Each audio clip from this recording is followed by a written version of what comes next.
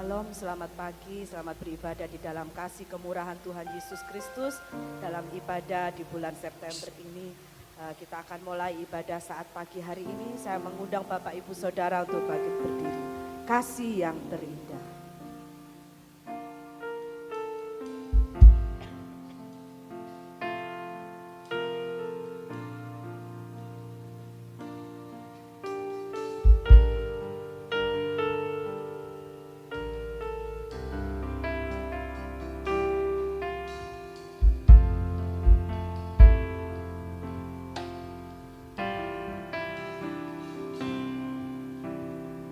Kasih yang terindah.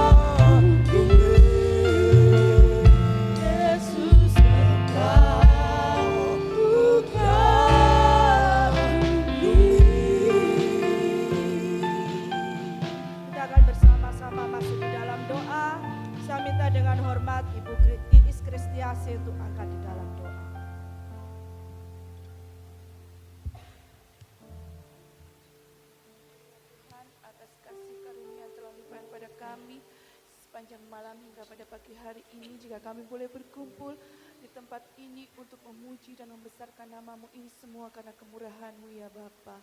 Terima kasih Tuhan, terima kasih. Sebentar lagi kami akan memulai kebaktian pada pagi hari ini ya Tuhan. Biarlah Engkau hadir di tengah-tengah kami untuk ya Tuhan mengurapi kami masing-masing ya Bapa. Kami berdoa buat pelayan-pelayan-Mu yang saat ini ambil bagian dalam kebaktian ya Tuhan. Baik itu pelayan pujian, pelayan musik ya Tuhan maupun firman-Mu. Maupun ya terima tamu kolektor yang lain ya Tuhan. Engkau ya Yesus urapi dan kuasa Roh Kudus-Mu ya Tuhan. Kami sebentar lagi akan menaikkan pujian ya Tuhan. Biarlah pujian yang akan kami naikkan ini boleh berbau dupa harum dan menyenangkan hati-Mu ya Bapa. Terima kasih Tuhan, terima kasih. Kami serahkan ya Tuhan kebaktian ini ke dalam tangan-Mu. Kami tidak lupa buat saudara-saudara kami yang saat ini belum hadir. Baik itu di perjalanan, persiapan ya Tuhan maupun lupa. Engkau ingatkan ya Tuhan, Engkau lindungi mereka dalam perjalanannya ya Tuhan. Terima kasih Tuhan, terima kasih. Kami serahkan kebaktian ini dari awal, pertengahan hingga akhirnya. Di dalam nama Tuhan Yesus Kristus kami sudah berdoa. Haleluya. Amin. Puji Tuhan, silakan duduk kembali Bapak Ibu Saudara. Mohon maaf saya kena flu, batuk pilek ya, jadi suaranya tidak maksimal. Puji Tuhan, kita mau bersuka cita di dalam Tuhan. Yesus bangkit, Yesus hidup.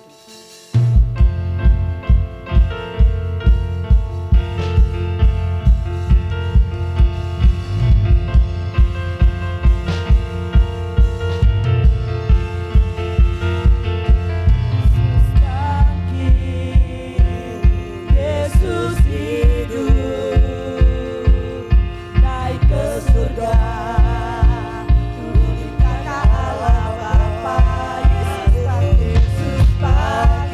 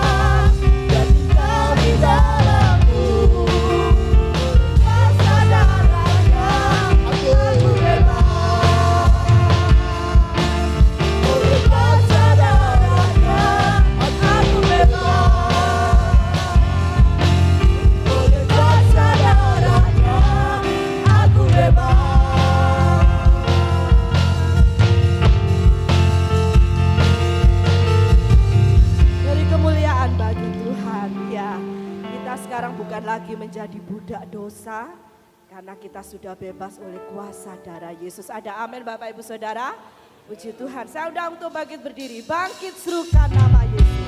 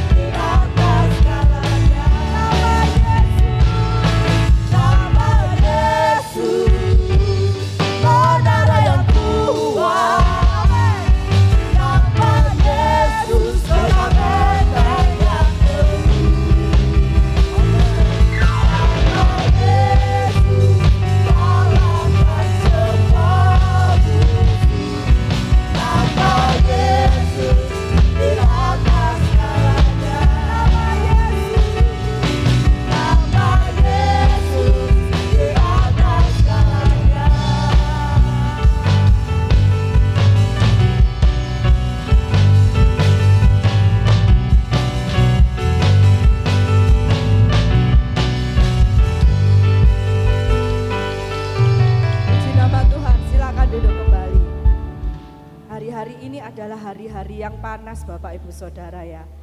Nah, pujian ini menguatkan kita bahwa kita punya Yesus, menara yang kuat. Kita hanya bisa lari kepada Yesus. Ada amin? Puji Tuhan. Saya persilakan untuk KUR kaum muda-mudi remaja. Waktu dan tempat saya persilakan.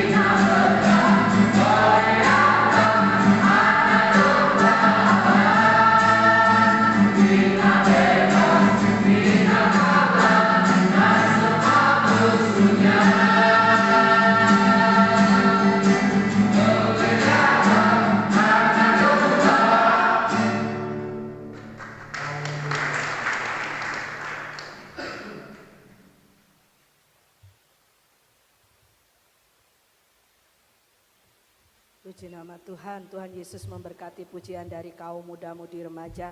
Tiba saatnya kita akan memberikan persembahan buat Tuhan. Hati yang gembira adalah obat.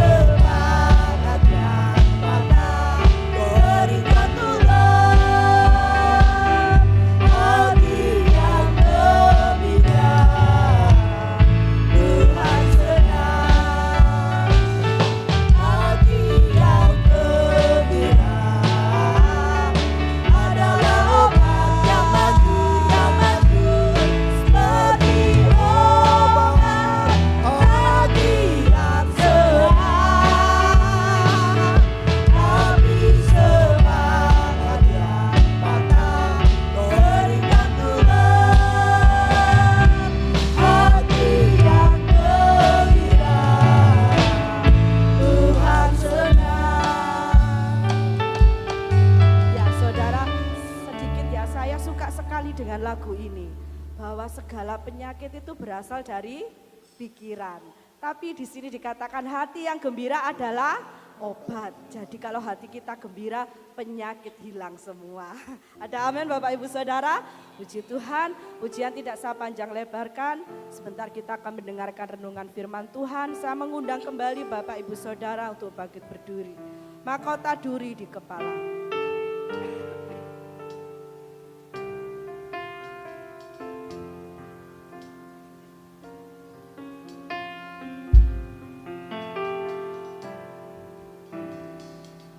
Mahkota duri di kepalamu, menebus pikiranku.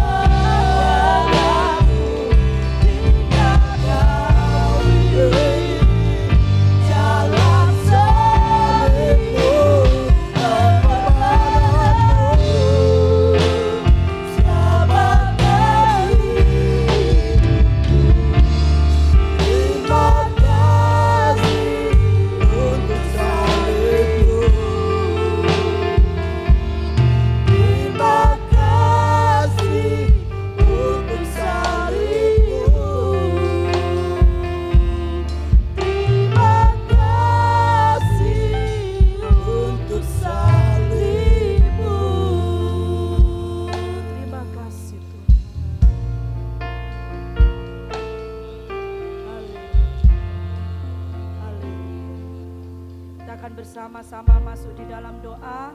Saya minta dengan hormat Ibu Winda untuk angkat di dalam doa, dan waktu kami serahkan kepada hamba Tuhan yang bertugas.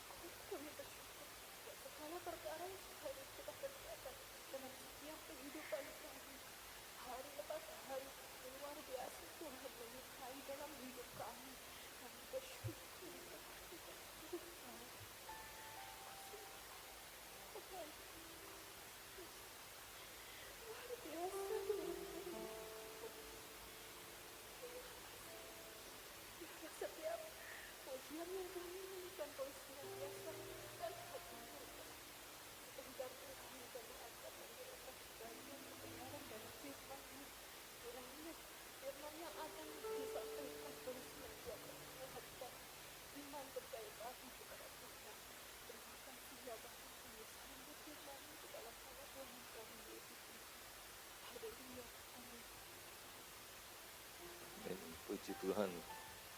Dipersilahkan duduk kembali. Saya ucapkan selamat pagi bagi kita semua. Salam sejahtera dalam kasih Yesus Kristus. Selamat beribadah, memuji, mempermuliakan nama Tuhan saat pagi hari ini. Sebelum kita mendengarkan firman Tuhan dan perjamuan kudus, saya undang maju ke depan bagi Bapak Ibu Saudara yang berulang tahun di bulan September ini. Yang pertama Bapak Juwadi, yang kedua Ibu Iis Kristiasi, yang ketiga Bapak Misenan, yang keempat Ibu Lydia Kristiana, yang kelima Ibu Mardia, yang keenam Ibu Etrika Cahyani, yang ketujuh Saudara Yohanes Hermawan, yang kedelapan Ibu Julia Teti Elmera, dan yang kesembilan Saudara Narwastu Arthur Tresna Fidan. Atau bagi jemaat yang berulang tahun belum dipanggil namanya boleh maju ke depan. Mari kita berdiri bersama-sama. Ku ada sebagaimana ku ada, berdiri menghadap tahta-Mu Bapa.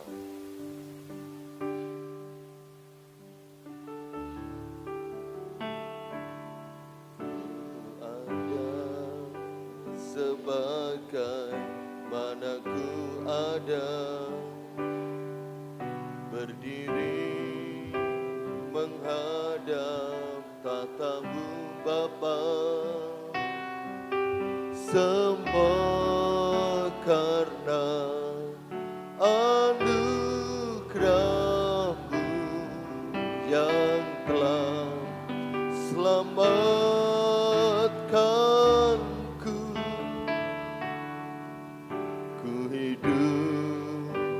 Dalam segala kelimpahan, ku layak untuk melayani Tuhan.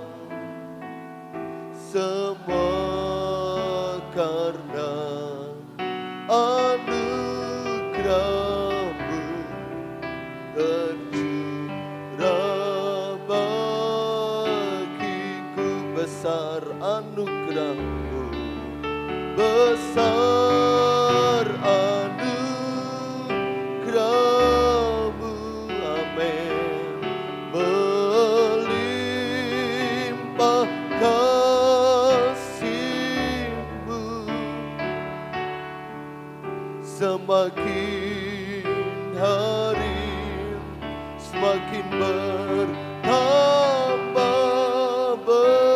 Besar anugerah-Mu, besar anugerah-Mu, besar anugerah-Mu, haleluya. Melimpah kasih-Mu, semakin hari semakin bertambah. Besar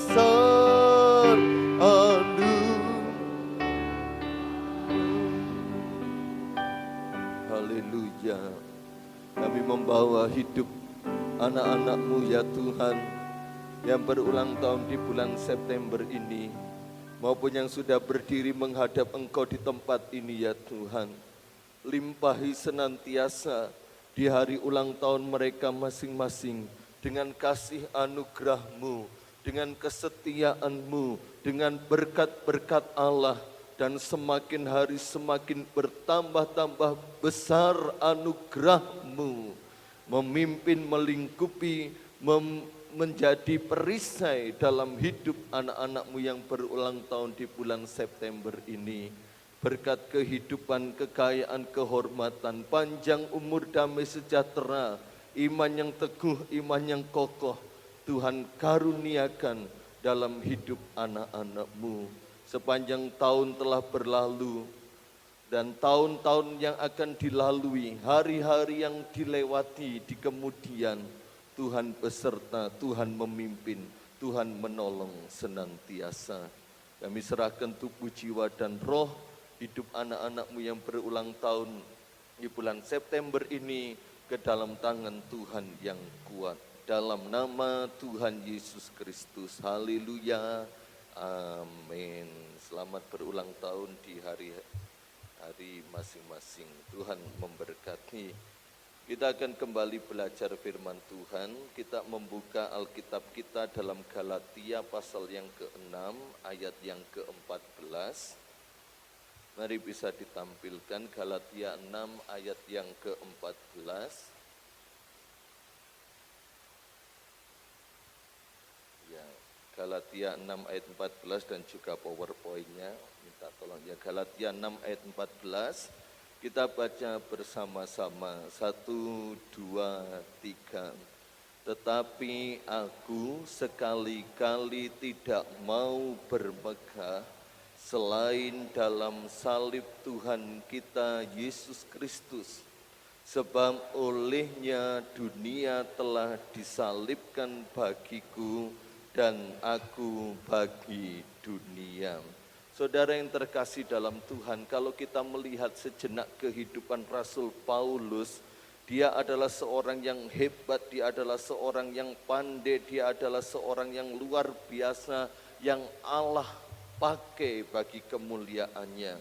Banyak karunia-karunia, banyak tanda-tanda heran yang Tuhan berikan dalam Paulus ketika dia melayani akan Tuhan. Dan dia disebut juga sebagai seorang penginjil internasional, lintas negara, lintas benua. Banyak sekali dia membuka pelayanan-pelayanan baru, membuka gereja-gereja baru di kota-kota di mana dia ada untuk memberitakan Injil.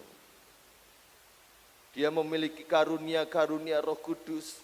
Dia mengerti tentang berbagai macam bahasa yang ada. Namun dia katakan dalam suratnya kepada Galatia, kepada jemaat di Galatia, dikatakan bahwa aku sekali-kali tidak mau bermegah.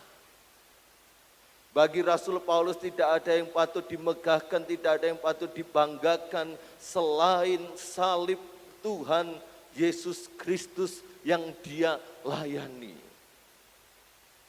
Makanya firman Tuhan pada pagi hari ini saya beri judul, jangan sampai kita kehilangan kagum akan salib. Jadi yang dimegahkan Paulus dalam segala keberhasilan, dalam segala prestasinya, dalam segala apa yang dia dapatkan, atas segala apa yang dia peroleh, itu semua bagi dia tidak berguna kalau salib Kristus bukan menjadi titik utama atau sentral atau pusat dalam kemegahan dalam hidupnya. Sebab bagi Rasul Paulus, oleh salib itulah dunia, ya, sebab olehnya dunia, sistem-sistem dunia, prinsip-prinsip dunia, kemegahan dunia telah disalibkan. Apa yang dia dapatkan selama di dunia, prestasi apapun itu, baik jasmani maupun rohani, dia telah salibkan. Ya, oleh karena salib itu dunia telah disalibkan bagi dia, dan dia pun juga disalibkan. Artinya apa? Oleh karena salib Yesus itulah Paulus diubahkan, diperbaharui dan dipakai bagi hormat, kemuliaan nama Tuhan kita Yesus Kristus. Jangan sampai saya dan saudara sebagai umat Tuhan kehilangan kagum akan salib. Sebab disaliblah segala sesuatu Yesus telah kerjakan bagi saya dan saudara. Banyak orang mengagumi sesuatu yang indah, termasuk saya dan saudara. Kita bisa mengagumi sosok manusia, kita bisa mengagumi pendeta, pengkhotbah, oh pendeta itu keren, oh pendeta itu terkenal, oh pengkhotbah itu luar biasa, kita bisa mengagumi. Kita juga bisa mengagumi keindahan alam ciptaan Tuhan. Kita bisa melihat pantai yang indah, melihat gunung yang sejuk, yang segar.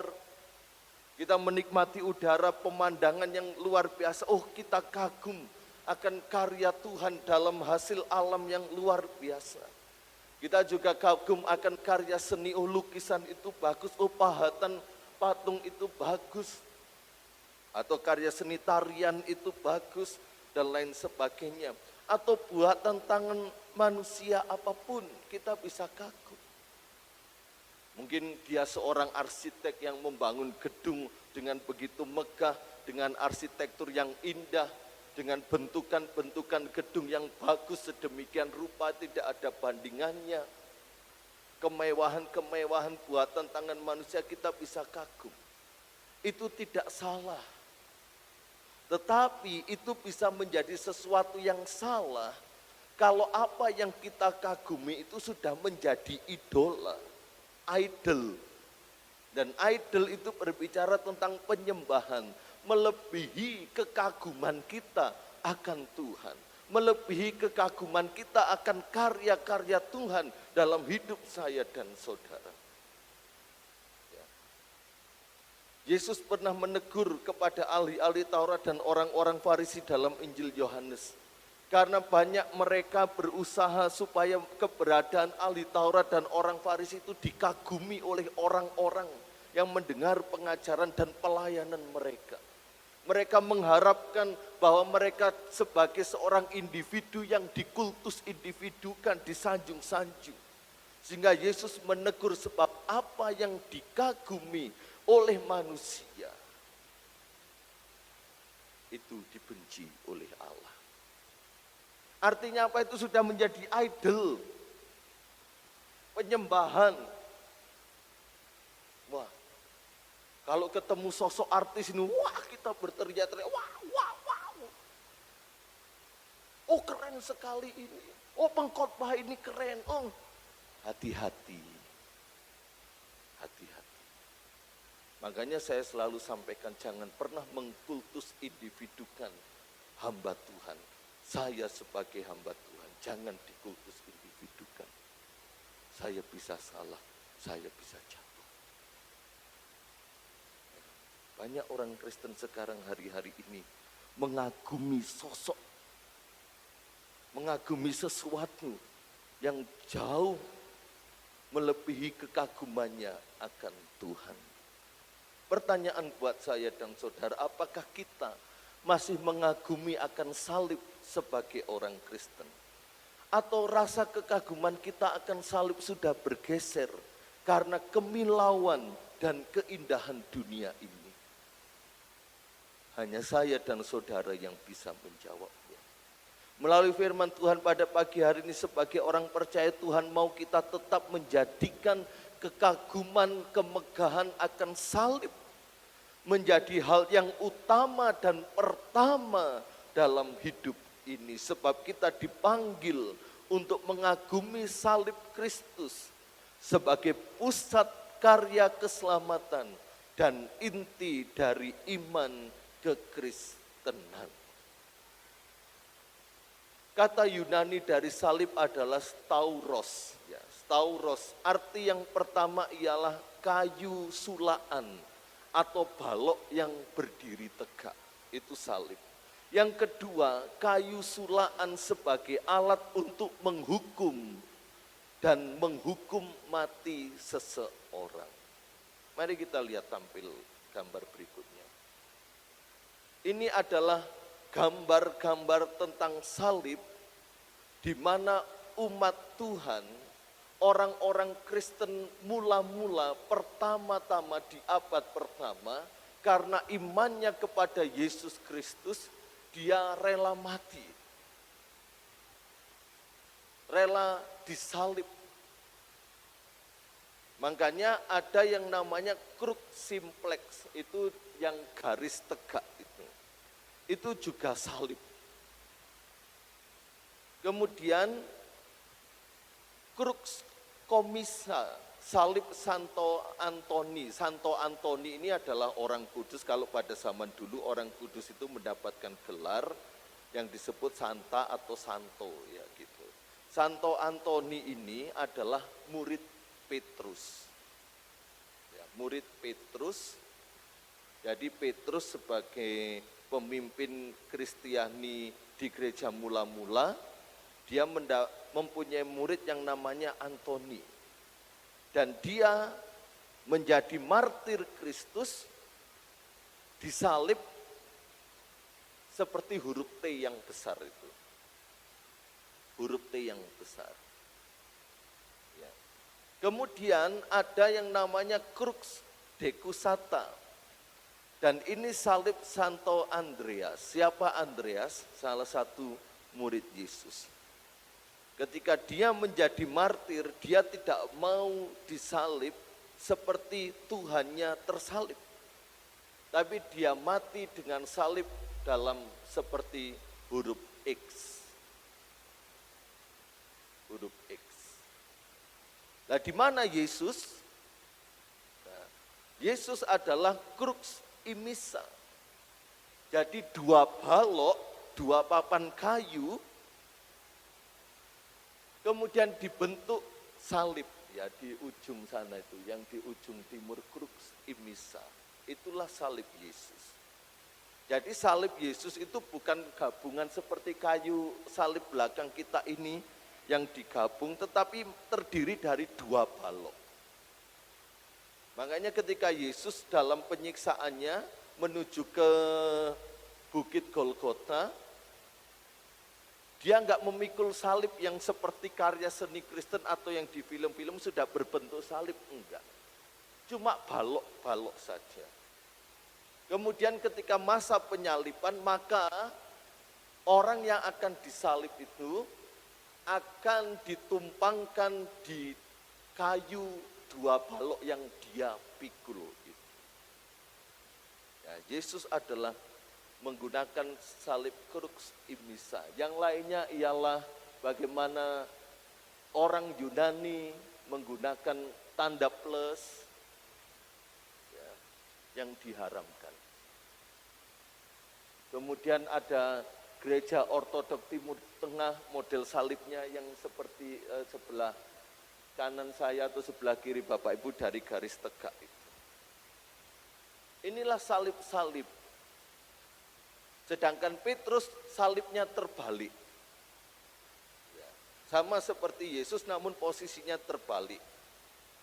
Dan inilah yang sayang sekali, yang kita tetap harus bela juga, salib yang terbalik inilah yang dipakai oleh gereja setan. Sebenarnya sebelum gereja setan berdiri atau ada, Petrus sudah melakukannya. Ini hanya sebagai pengetahuan bagi saya dan saudara Bapak Ibu.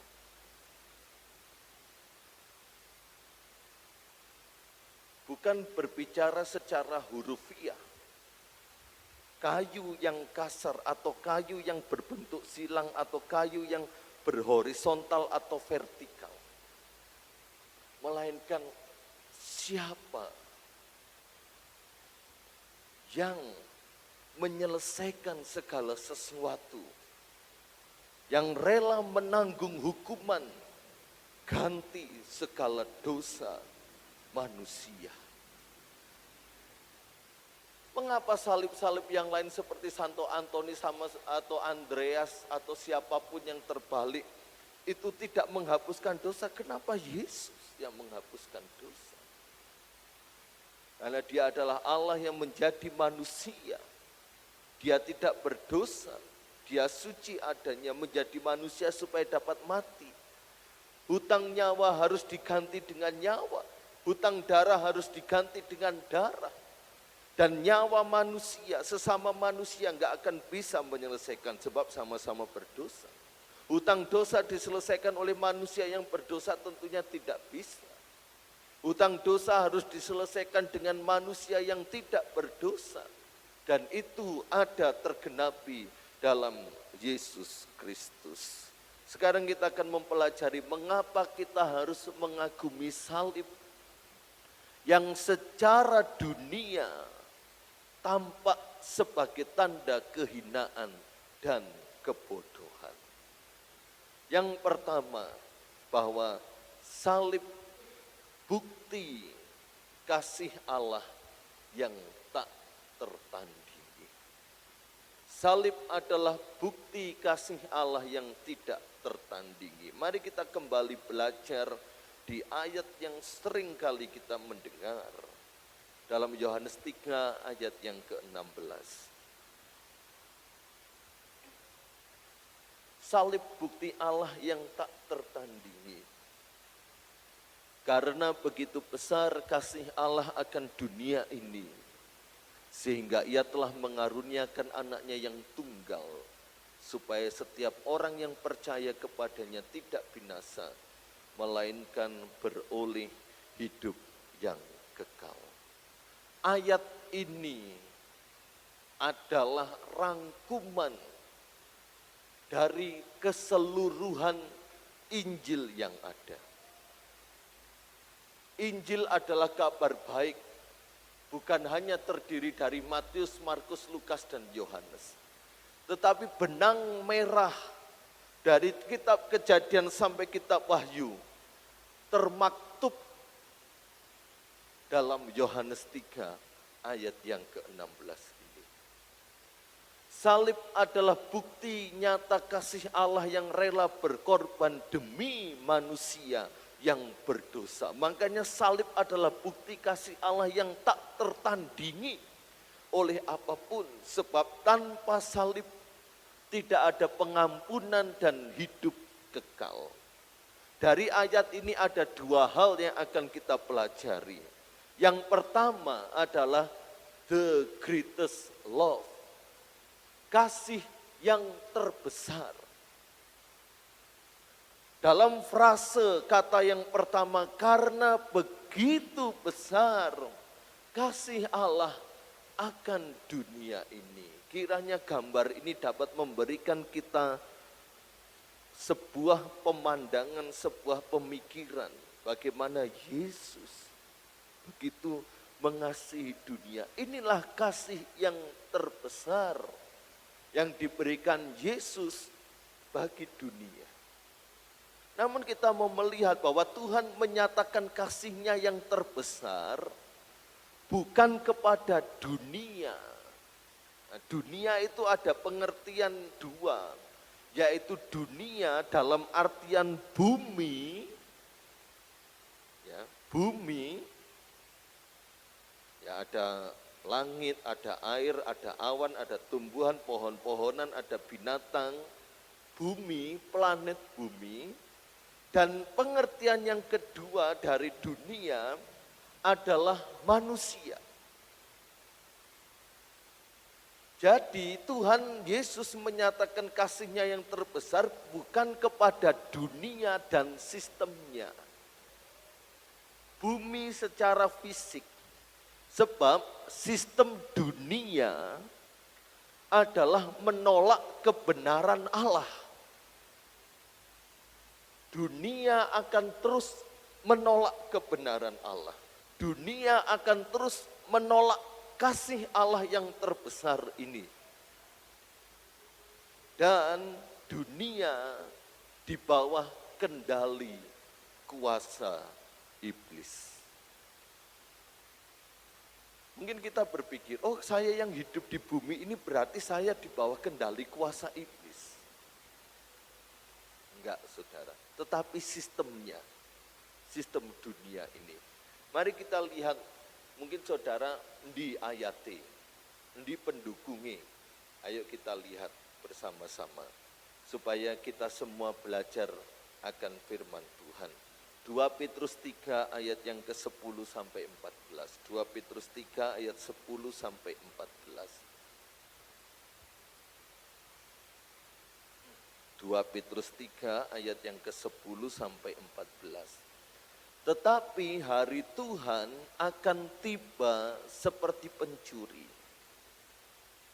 Ya, kita lihat kedatangan Yesus yang kedua kali.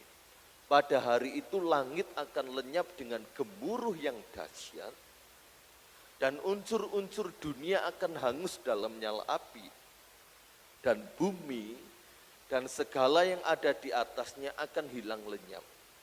Jadi jika segala sesuatu ini akan hancur secara demikian, betapa suci dan salehnya kamu harus hidup.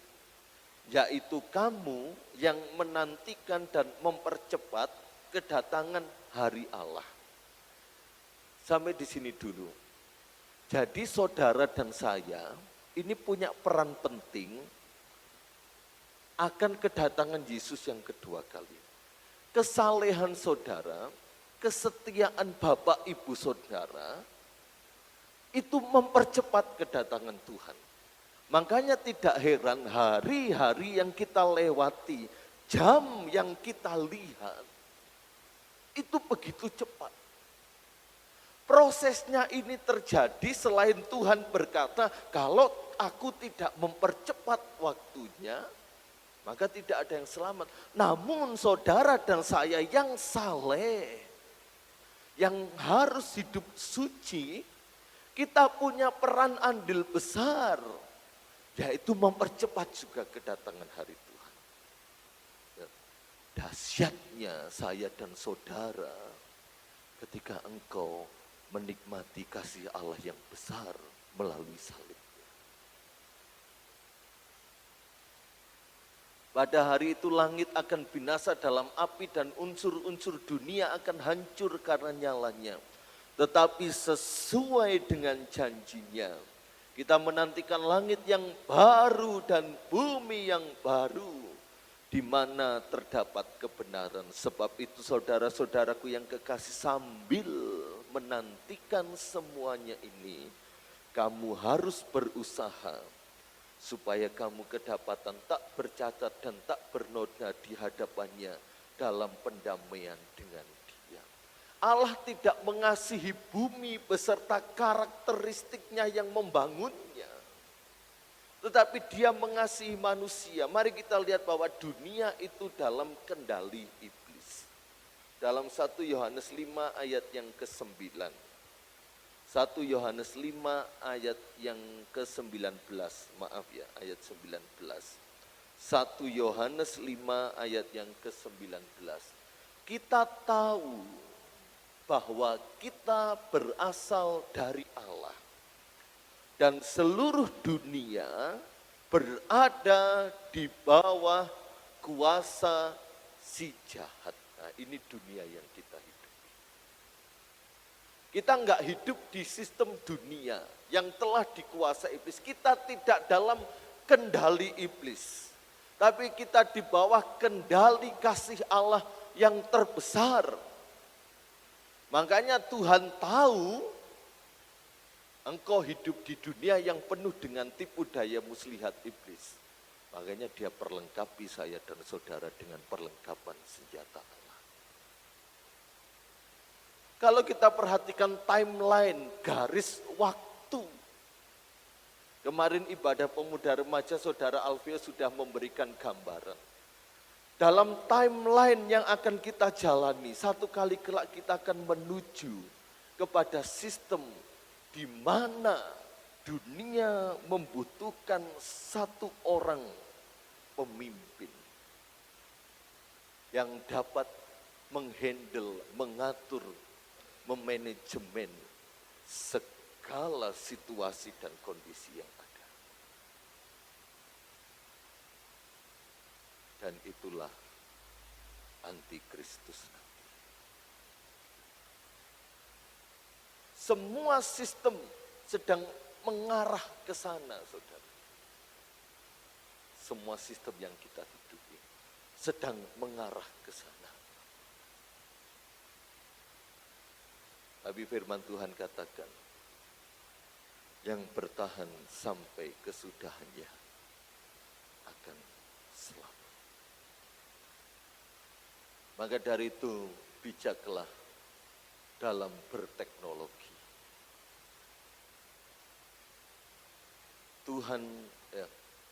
Tuhan pakai teknologi untuk menyatakan Injil kebenarannya. Tapi juga iblis memakainya. Perhatikan setiap konten-konten yang saudara lihat di media sosial Bapak Ibu Saudara.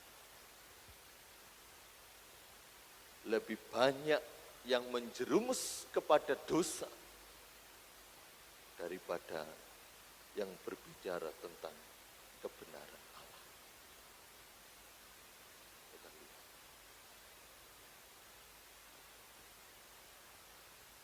Maka dari itu inilah dunia kita. Yang Tuhan maksudkan bahwa ia menunjukkan kasih-Nya yang besar kepada dunia adalah kepada manusia. Mengapa? Sebab manusialah yang bisa ditebus oleh Tuhan. Memang ada makhluk-makhluk surgawi. Kita percaya ada malaikat. Alkitab pun mencatat demikian. Tapi malaikat enggak ditebus. Malaikat enggak dikasihi Tuhan. Mungkin saudara masih bertanya-tanya, kok iso? Malaikat enggak dikasihi Tuhan. Ya, malaikat enggak dikasihi Tuhan. Malaikat tidak ditebus oleh Allah. Malaikat dan manusia punya kesamaan, bisa jatuh dalam dosa. Tapi malaikat enggak beroleh kasih Allah. Maka dari itu kita bersyukur dan berharganya kita. Ketika malaikat jatuh dalam dosa, Tuhan turunkan dia, Tuhan buang dia jadi iblis. Itu Alkitab mencatat. Tetapi saat manusia jatuh dalam dosa, Tuhan yang turun mengangkat kita dari lumpur dosa. Amin. Kayak ijek ragu-ragu. Malaikat jatuh dalam dosa, Tuhan turunkan. Turun. Jadi iblis. Kita jatuh dalam dosa karena iblis. Tuhan turun, angkat kita. Tuhan turun, tebus kita. Tuhan turun, pulihkan kita. Betapa mulia dan berharganya saya dan saudara. Makanya malaikat enggak dikasihi Tuhan, kita dikasihi. Malaikat enggak diampuni, kita diampuni. Ya. Tuhan turun mengangkat kita. Ini menunjukkan bahwa kasih Allah yang universal. Kasih-Nya akan dunia manusia ini universal. Menegaskan bahwa kasih Allah mencakup seluruh umat manusia yang ada tinggal di bumi ini. Tanpa membedakan bangsa, latar belakang, dan statusnya. Kita melihat bahwa kasih Allah akan dunia ini sehingga ia telah mengaruniakan anaknya. Ini menunjukkan sebuah tindakan yang konkret, yang nyata. Bagaimana Allah menunjukkan kasih-Nya dengan memberikan Yesus Kristus sebagai juru selamat umat manusia. Maka dari itu harus ada sebuah respon iman. Supaya setiap orang yang percaya kepadanya tidak binasa. Melainkan beroleh hidup yang kekal. Keselamatan ditawarkan. Kematian Yesus, pengorbanan Yesus bukan untuk satu golongan. Tetapi semua orang. Tetapi harus diterima dengan percaya kepada Kristus. Ketika Yesus menutup percakapannya dan Markus mencatat, barang siapa yang percaya, dia diselamatkan. Tetapi barang siapa yang tidak percaya, dia akan dihukum. Jadi kasihnya, ya, kalau mungkin itu seperti udara, seperti angin, hus semua manusia kena. Kena kasih Allah. Tuhan tawarkan iki loh. Tetapi harus diterima dengan orang yang percaya kepada Kristus. Bagaimana dengan mereka yang tidak percaya? Tetap firman Allah berkata, mereka alami kebinasaan. Yang sebenarnya kebinasaan itu bukan hati Allah, bukan hati Yesus. Yesus menghendaki tidak satu manusia pun binasa. Tapi kalau sampai binasa, itu pilihannya. Dan janji hidup kekal. Iman kepada Yesus Kristus yang telah mati dan bangkit membebaskan manusia dari kebinasaan hukuman dosa dan memberi kepastian hidup kekal bersama Allah dalam kerajaan sorga yang mulia. Inilah kasih yang terbesar, kasih secara universal. Dia berikan Yesus bagi kita dan kita telah meresponi dalam tindakan iman, dan kita satu kali kelak kita mendapatkan hidup yang kekal karena kita sudah dibebaskan dari kebinasaan dalam tinggal bersama-sama dengan Allah dalam kerajaannya yang mulia. Dari Yohanes 3 ayat yang ke-16 ini kita juga melihat bahwa salib bukti kasih yang tak tertandingi tentang unconditional love. Kasih tanpa syarat. Disebut supaya setiap orang, kalau terjemahan bahasa lama atau dari bahasa Inggris, barang siapa percaya kepada Yesus tidak binasa melainkan beroleh hidup yang kekal. Ini merupakan penunjukan belas kasihan dari Allah kepada manusia berupa cinta yang tulus. Cinta yang tanpa pamrih, tanpa mengharapkan balasan atau imbalan apapun. Sekarang siapa saya dan saudara yang bisa membalas kasih Allah? Dan inilah cinta yang Tuhan berikan bagi saya dan saudara. Setiap orang yang percaya, berarti ini menunjukkan bahwa Yesus adalah kasih yang menerima keberadaan manusia apa adanya. Dia terima saya dan saudara apa adanya. Tuhan gak melihat latar belakang masa lalu kita bagaimana. Sejahat apapun, sekotor apapun, maaf kata mungkin sebejat apapun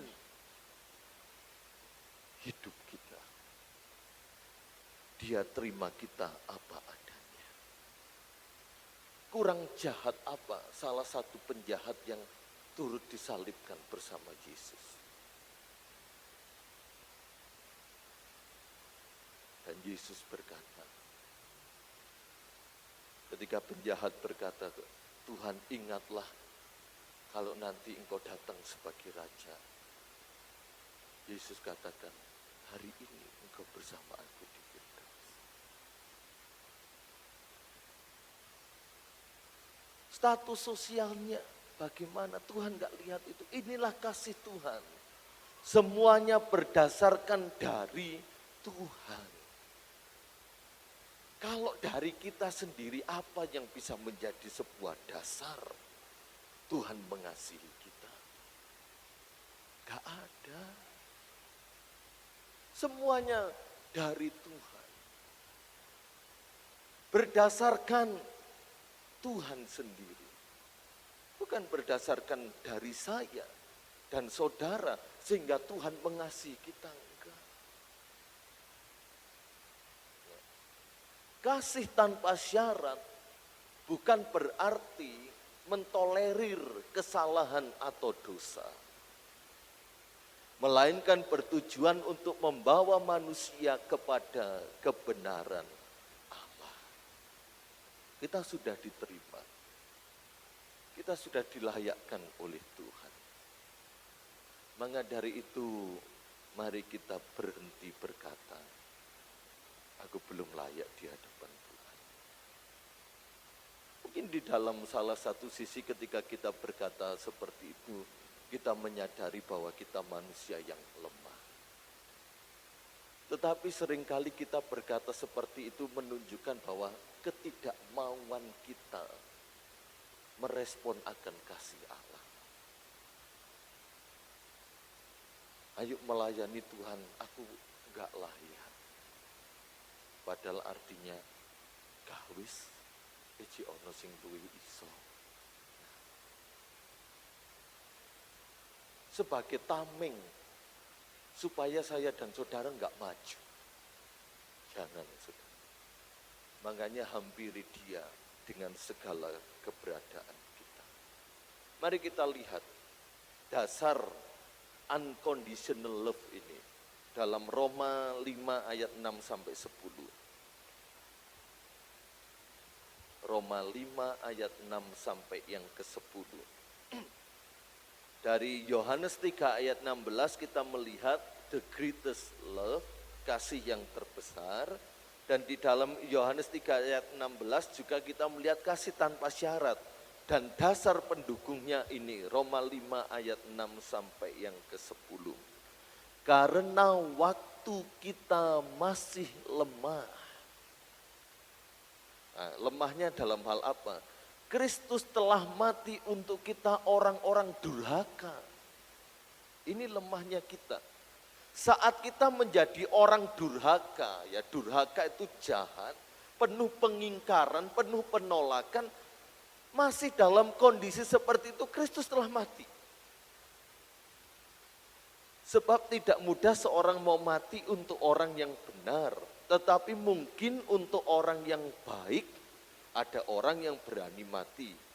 Memang ada, walaupun sangat jarang. Akan tetapi Allah menunjukkan kasih-Nya kepada kita oleh karena Kristus telah mati untuk kita ketika kita masih berdosa.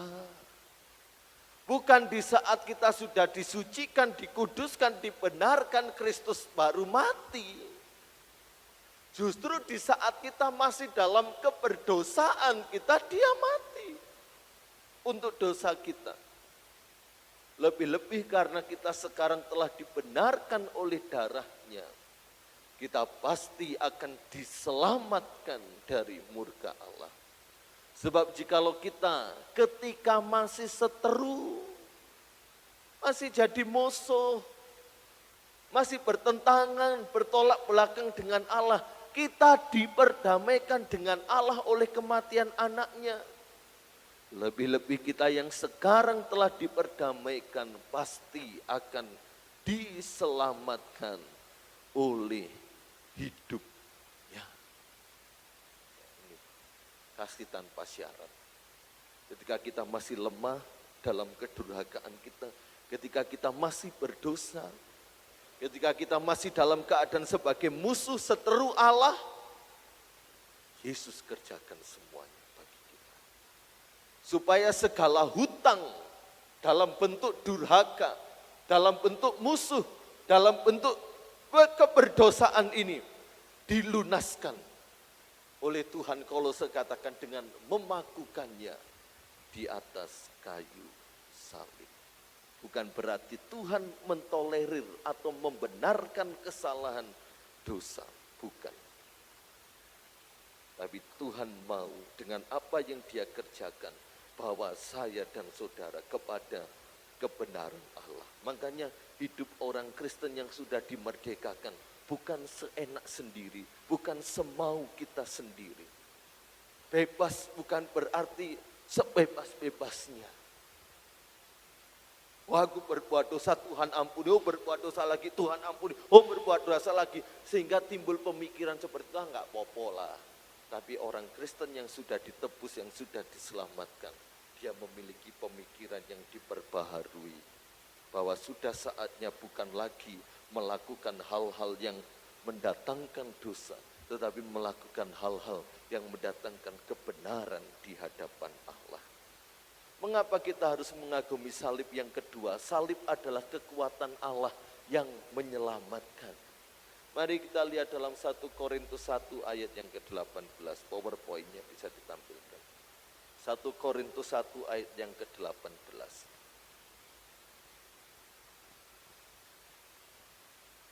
1 Korintus 1 ayat 18. Sebab pemberitaan tentang salib memang adalah kebodohan bagi mereka yang akan binasa. Tetapi bagi kita yang diselamatkan, pemberitaan Injil itu adalah kekuatan Allah. Bagi mereka yang akan binasa, salib itu kebodohan. Kok gelem kamu jadi Kristen? Masa ono Tuhan disalib, kok bodoh temen? Bukankah seperti itu? Salib bagi orang-orang yang akan binasa, yang menolak kasih Allah itu sebagai kebodohan. Untuk apa aku percaya kepada Tuhan yang mati? Untuk apa aku percaya kepada Tuhan yang rela jadi manusia terus mati dengan cara dipermalukan? Sehingga kita mendapatkan dampaknya. Kok jadi orang Kristen mau menyembah Tuhan yang mati? Tuhan kita memang mati. Kemanusiaannya yang mati. Tetapi dia enggak mati terus. Orang lupanya begitu. Bahwa dia bangkit untuk selamanya. Tapi bagi kita yang percaya, salib adalah kekuatan Allah yang menyelamatkan kita. Kita diselamatkan oleh karena salib Kristus. Sekarang enggak peduli orang dunia berkata apa tentang iman kekristenan, tentang salib, tentang pengorbanan Yesus. Aku enggak peduli. Dan kita mengerti, ya, dalam hati mungkin kita bisa berkata, kamu akan binasa. Tapi kalau seandainya kamu terima, kamu diselamatkan. Kita sudah terima itu. Itu kekuatan Allah yang menyelamatkan kita.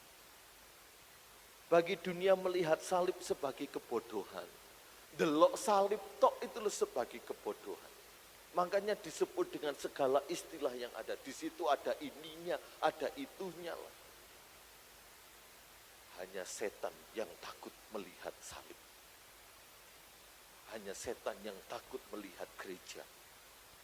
Hanya setan yang takut melihat orang-orang percaya memuji, menyembah, beribadah, berdoa kepada Allah. Ya. Makanya di Kristenlah, saya ulangi sekali lagi, yang benar-benar setan itu disebut sebagai musuhnya Allah. Setan itu disebut sebagai musuhnya orang percaya kepada Yesus. Bukan bersekongkol dengan setan, bukan bersekongkol dengan iblis. Terang-terangan. Ya. Yesus menang terhadap setan iblis, kita pun juga menang terhadap setan dan iblis. Tetapi bagi kita yang percaya salib adalah kuasa Allah. Sebab salib mematahkan dosa, kutuk dan kuasa maut. Yang ketiga, salib adalah jalan kerendahan hati dan ketaatan Kristus. Dalam Filipi 2 ayat yang ke-18, dalam keadaannya sebagai manusia, dia telah mengosongkan dirinya dan dia menjadi taat, bahkan taat sampai mati di atas kayu salib. no reputation, reputasinya sebagai Allah, dia tidak anggap kesetaraan, kesehakikatan dengan Allah, Yesus enggak anggap lagi. Bukan berarti ketika Yesus enggak menganggap itu dia kehilangan identitas Allahnya, keilahiannya, enggak. Tapi dia benar-benar mengosongkan dirinya. Dan inilah menjadi jalan serta contoh yang patut kita teladani. Dalam Matius 16 ayat 24, mengagumi salib berarti meneladani kerendahan hati Kristus. Dan kita dipanggil menyangkal diri, pikul salib, dan ikut Kristus. Makanya jadi orang Kristen itu saya mau katakan enggak mudah. Berat, abot, saudara. Abot, berat. Tetapi anugerahnya sorga yang mulia. Kalau orang Kristen mengikut Yesus itu mudah, ringan, santai, tenang, pasti hadiahnya kipas angin. Karena kita mendapatkan anugerah yang tak ternilai, maka menjadi orang Kristen itu berat. Yesus tahu beratnya, maka dia berikan Roh Kudus dan firman-Nya untuk menolong kita. Sehingga kita bisa tetap nyaman, tetap aman bersama dengan Yesus. Yang keempat, salib adalah identitas dan kebanggaan orang percaya. Kembali kepada ayat pokok dalam Galatia 6 ayat 14. Bagi Paulus salib itu adalah kebanggaannya. Dan salib itulah sebagai identitas yang utama dalam kehidupan dan pelayanan Paulus. Walaupun salib juga berbicara tentang penderitaan. Para rasul dalam Kisah Para Rasul 5 ayat 41 ketika mereka disesah, dianiaya, di stop, diberhentikan untuk enggak boleh lagi. Pokoknya enggak boleh lagi berbicara dalam nama Yesus. Dan para rasul bangga. Karena mereka turut merasakan penderitaan yang Yesus pernah rasakan. Salib bukan hanya sekedar aksesoris. Saudara boleh pakai kalung, salib. Saudara boleh pakai gelang dengan aksesoris salib. Pokoknya jangan tato salib ya. Kalau sudah bertato salib, ya karena sudah dulu masih belum tahu kebenaran, enggak apa-apa. Sekarang sudah dalam kebenaran. Saudara mau potong rambut, saudara bentuk salib ke Permanu atau kemana, silakan, lek gelem. Tetapi bukan sekedar itu. Ya, pakai anting-anting salib. Enggak apa-apa aksesoris pakai. Tetapi bukan hanya sekedar aksesoris saja. Tapi kiranya aksesoris yang bentuk salib itu kita pakai. Kita selalu ingat. Ini loh aku, manusia salib. Manusia Kristen yang sudah ditebus, yang diselamatkan, yang sudah diampuni dosanya. Sehingga melalui aksesoris itu bisa mendukung, membantu kita. Oh iya, inilah aku. Sebab oleh saliblah dunia telah disalibkan bagiku dan aku bagi dunia. Identitas dan kebanggaan kita. Kita harus bangga menjadi umat salib. Kita harus bangga menjadi umat yang sudah ditebus dan diselamatkan. Entah orang mau berkata apa tentang perihal iman kita. Terserah. Dan sebagai kesimpulan, kata salib bukan mengacu kepada pengertian secara hurufiah, kayu atau balok kayu atau sebuah aksesoris saja. Melainkan salib di sini berarti seluruh perkataan Allah yang menggirangkan tentang penyelamatan atau pembebasan manusia melalui penebusan oleh dan dalam kematian Yesus Kristus. Salib adalah perkataan yang menggirangkan, yang membahagiakan, yang mendatangkan sukacita. Karena saya dan saudara telah diselamatkan, dibebaskan melalui penebusan oleh dan dalam kematian Yesus Kristus. Di mana Yesus telah mengerjakan segala sesuatunya bagi saya dan saudara. Sehingga dia berkata, sudah selesai. Tetelestai. Sudah selesai tetelestai bagi orang Yunani sana. Ya, saya sedikit memberikan informasi latar belakang mengapa kok disebut sudah selesai atau tetelestai.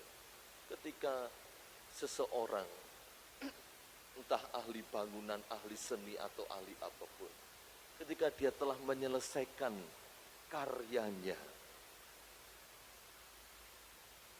maka dia akan taruh lap yang dia usap keringat itu di pundaknya. Kemudian dia akan duduk dan memandangi karyanya serta berkata sudah selesai. Artinya sudah enggak ada lagi yang perlu diotak-atik lagi, diperbarui. Oh ini masih kurang, tak revisi nisik. Enggak. Kalau dia sudah taruh lapnya di pundak dan dia duduk, dia akan berkata, tetelestai, sudah selesai. Maka inilah yang dipakai ketika Yesus melakukan penebusan dan karya keselamatan. Dia sudah selesai. Korbannya satu kali untuk selama-lamanya. Jangan sampai kita kehilangan kagum akan salib. Biar seperti pertama dulu kita datang di salib itu. Tuhan memberkati. Mari kita berdiri bersama-sama. Angkat satu pujian, hanya Kau Tuhan di hidupku. Kita persiapkan hati dan pikiran kita untuk perjamuan kudus. Melalui tubuh dan darahnya, kita mengingat dan memberitakan kematian Tuhan sampai Ia datang yang kedua kali. Melalui perjamuan kudus kita diingatkan kembali akan karya salib Yesus, di mana segala sesuatunya telah diselesaikan, kutuk kita, dosa kita, sakit kita, kelemahan kita, perseteruan kita, pendurhakaan kita, semua telah selesai di atas kayu salib.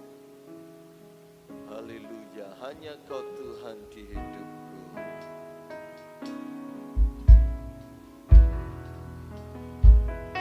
Haleluya. Hanya Kau Tuhan di hidupku. Kau berikan hidup yang baru. Darah-Mu menyucikan, pulihkan hatiku. Ku nyatakan Kaulah segalanya. Engkaulah sumber pengharapan. Amin. Kuasa-Mu sanggup menyembuhkan. Jiwa kami bersorak, jiwaku pun bersorak. berserah hanya kepadamu. Yesus, Kaulah segalanya. Hanya karena salib Dia kita yang mati terhadap dosa telah hidup. Karena salib-Mu hidup. Karena salib Engkau telah menang atas segala perkara apapun. Engkau yang berkuasa, sanggup untuk melakukan mujizat-Mu di hidupku. Haleluya. Hanya Kau Tuhan, hanya Kau Tuhan di hidupku. Kau berikan hidup yang baru. Darah-Mu menyucikan, pulihkan hatiku. Menyatakan Kaulah segalanya. Engkaulah sumber pengharapan. Kuasa-Mu sanggup menyembuhkan. Jiwa kami berserah, jiwaku pun berserah hanya kepadamu. Yesus, Kaulah segalanya. Haleluya. Karena salib-Mu hidup. Karena salib-Mu menang. Engkau yang berkuasa, sanggup untuk melakukan mujizat. Haleluya. Karena salib-Mu hidup. Kau sekarang telah hidup. Saya dan saudara hidup di hadapan Dia. Haleluya. Kita telah diperdamaikan, kita telah dipulihkan. Dia pulihkan kita. Haleluya. Sanggup untuk melakukan mujizat-Mu. Oh, karena salib-Mu. Oh, alami salib Tuhan, alami mujizat Dia. Oh, haleluya. Engkau yang apapun mungkin sesuatu tidak mungkin terjadi. Dia sanggup melakukan segala sesuatu, melakukan mujizat bagi saya dan saudara karena salib-Mu. Haleluya, haleluya, haleluya.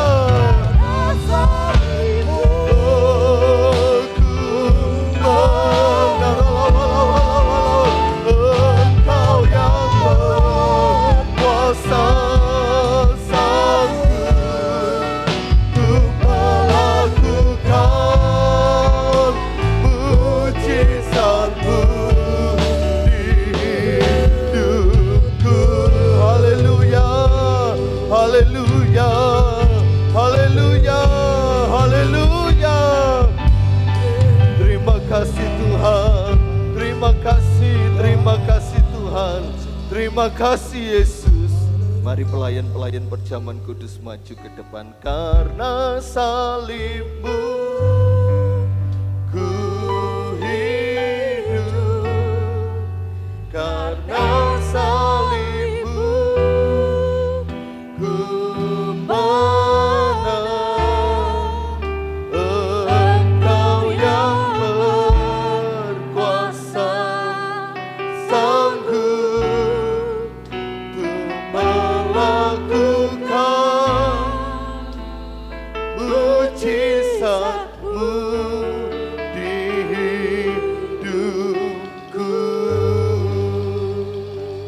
Engkau menyucikan, menguduskan kami dengan salib-Mu.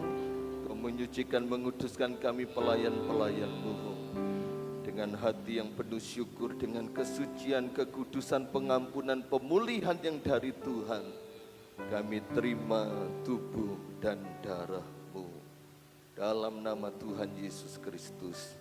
Amin. Angkat pujian, silakan duduk kembali.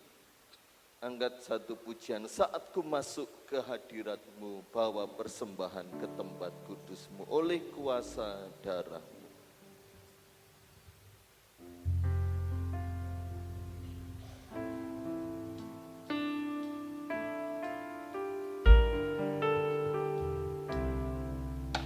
Saat ku masuk ke hadirat-Mu, bawa persembahan ke tempat kudus-Mu.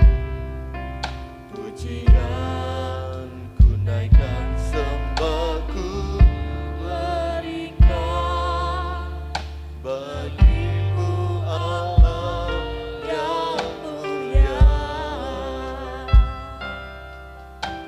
Kau layak aku menghampiri-Mu, melihat tata kemuliaan-Mu Tuhan. Pujian ku naikkan, sembah ku berikan bagi-Mu Allah yang mulia. Oleh kuasa darah-Mu, Kau telah tebus dosaku.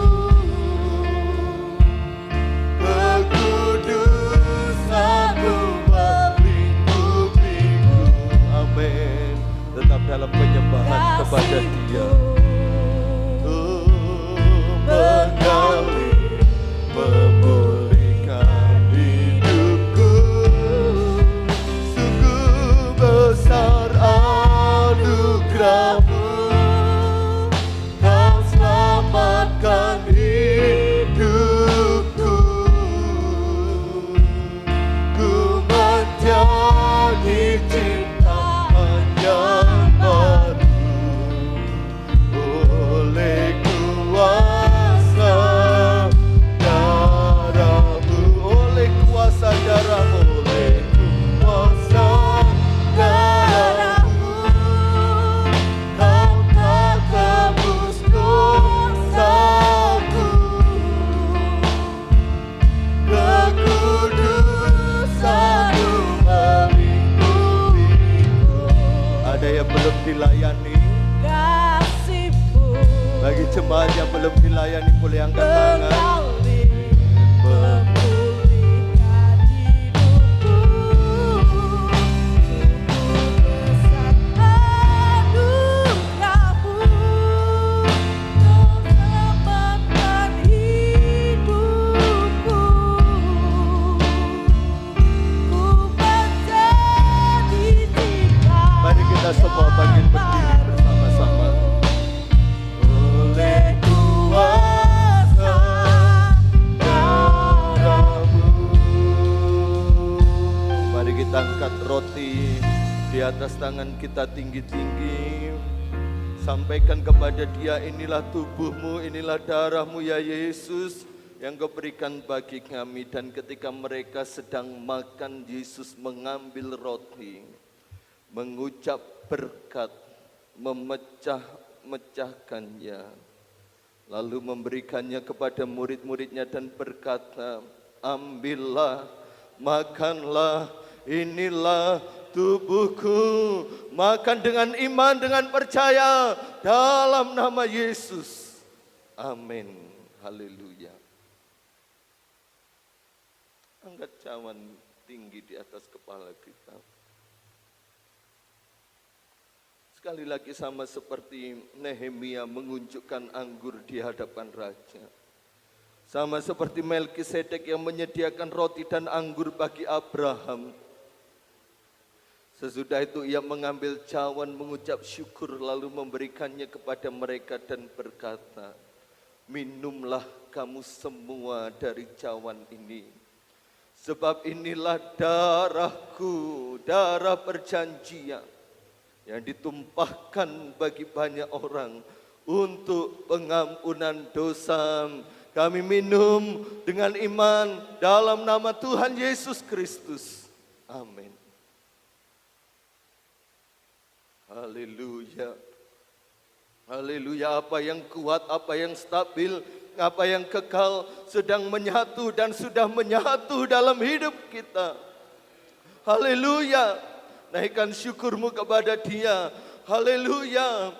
Haleluya. Terima kasih untuk tubuh dan darahmu. Terima kasih ya Tuhan untuk salibmu. Terima kasih untuk pengampunan dosa. Terima kasih untuk pemulihan yang Tuhan kerjakan bagi kami. Kami mengingat dan kami mengalami segala apa yang Yesus kerjakan bagi kami di atas kayu salib.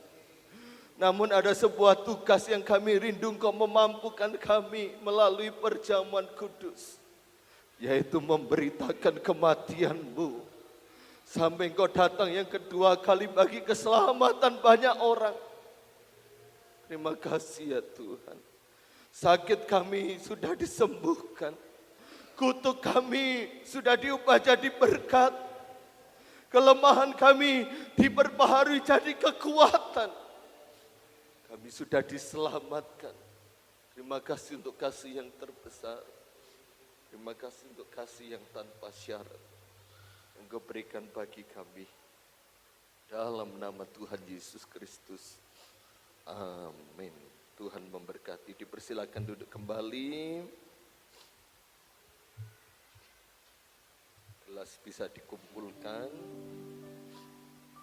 Kita angkat pujian oleh darah anak domba. Sekarang telah tiba keselamatan dan kuasa. Kita jalankan korban persembahan yang kedua.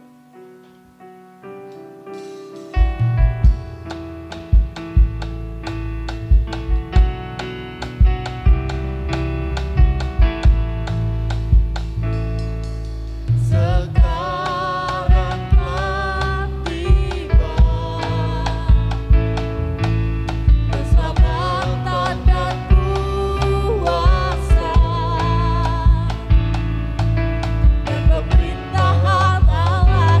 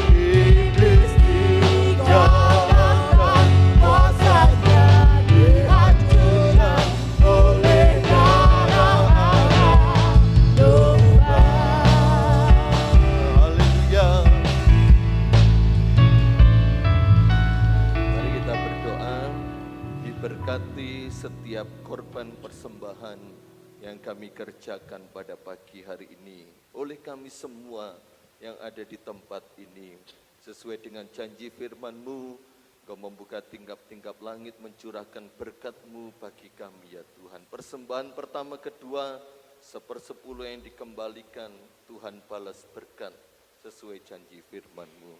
Dalam nama Tuhan Yesus Kristus, haleluya, amin.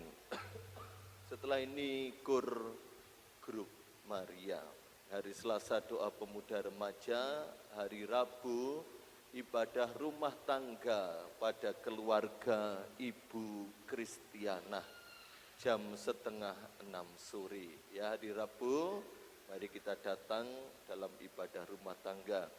Kamis ibadah tengah minggu dan Jumat doa puasa pelayan Tuhan dan jemaat, Sabtu pemuda remaja, Minggu pagi sekolah minggu, Minggu siang ibadah raya umum. Tuhan memberkati setiap kedatangan kita, pelayan-pelayan Tuhan yang sudah melayani pada pagi hari ini. Mari kita berdiri, kita akhiri ibadah kita pada pagi hari ini. Doa berkat oleh Bapak Gembala. Angkat satu pujian, Yesus Tuhan, mulialah namanya. Yesus Allahku, besar kasih-Nya. Yesus Tuhan, mulialah namanya. Yesus Allahku, besar kasih-Nya. Dahulu, sekarang, dan sampai selamanya. Kasih-Nya tak pernah berubah. Yesus Tuhan, mulialah namanya. Yesus Allahku, besar kasih-Nya. Dahulu, sekarang, dan sampai selamanya. Kasih-Nya tak pernah berubah. Dia sanggup, Yesus sanggup melakukan perkara yang besar. Dia sanggup, Yesus sanggup memulihkan yang terluka, menyembuhkan yang menderita. Dia sanggup memulihkan hidupku. Haleluya. Haleluya. Biarlah kebenaran firman Tuhan maupun perjamuan kudus meneguhkan iman kami, menguatkan iman kami, mengokohkan pengiringan kami kepadamu ya Bapa. Dan seluruh jemaat-Mu siang hari ini sudah diberkati oleh Tuhan Yesus Kristus lewat kebenaran-kebenaran firman-Mu. Para pelayan-pelayan-Mu semua diberkati oleh Tuhan Yesus Kristus, dan kehadiran kami semua seluruh jemaat-Mu sudah diberkati oleh Tuhan Yesus Kristus. Kami mengucap syukur kepada Engkau ya Tuhan. Pekerjaan jemaat-Mu yang dikerjakan, yang dikelola sehari-hari membawa berkat dan menghasilkan buah dan menghasilkan semua untuk mencukupi, untuk yaitu yang kami perlukan sehari-hari. Tuhan yang menyediakannya. Engkau memberkati apapun yang diusahakan, semua dibuatnya berhasil. Terima kasih Tuhan. Ku pimpin awal pertengahan sampai akhir ibadah ini. Sebentar berlatih pujian grup Maria. Dan kami bawa dalam doa untuk ibadah PKSG besok. Tuhan Yesus yang akan kerjakan di Kecamatan Pakisadi. Tuhan Yesus memberkati. Kalau jemaat-Mu boleh bersama-sama datang dari tempat ini ke tempat yang Tuhan sudah tentukan dalam ibadah PKSG. Tuhan memberkatinya. Terima kasih. Sebentar kami selesai semua bersama-sama akan pulang. Jauh dekat Allah menyertai sepanjang minggu ke depan, bahkan sepanjang bulan ke depan. Di bulan September ini beri kekuatan kesehatan, jagai semua jemaatmu. Bagi yang sudah usia lanjut, lansia maupun yang masih muda, tetap ada dalam penyertaan Tuhan. Semua kami serahkan dalam tangan Kau ya Tuhan. Terima kasih. Bapak Ibu saudara sekalian yang dikasihi Tuhan dan yang mengasihi Tuhan, terimalah berkat sukacita, berkat damai sejahtera yang datang dari Bapa, Anak dan Roh Kudus menyertai kita sekalian pada siang ini. Sampai Tuhan Yesus datang yang dua kali, pulanglah dengan kemenangan, sukacita, damai sejahtera, berkat Abraham, Ishak, berkat Israel. Kami terima bersama-sama dan kami memberkati semua jemaat yang sudah hadir dan kami pulang bersama-sama dengan Tuhan. Di dalam nama Tuhan Kristus kami mengakhiri ibadah siang ini ya Tuhan. Haleluya. Amin. Selamat siang semua. Tuhan Yesus memberkati bersama-sama. Amin.